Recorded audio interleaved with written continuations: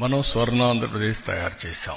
Vision Swarnandhra 2047. ఇందులో స్పష్టంగా పెట్టింది హెల్తీ, వెల్తీ, హ్యాపీ సొసైటీ. ముందు ఆరోగ్యం ఉండాలి, అదే మరి ఆదాయం కూడా పెంచాలి, ఆనందంగా ఉండాలి. అందుకే అనేక కార్యక్రమాలు తీసుకున్నాం. ఆ కార్యక్రమాలకి ఇది ఎక్కువగా సూట్ అవుతుంది.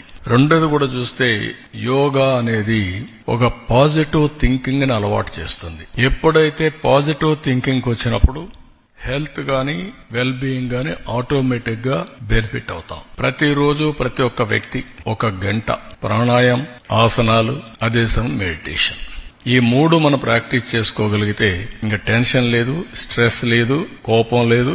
You enjoy the work.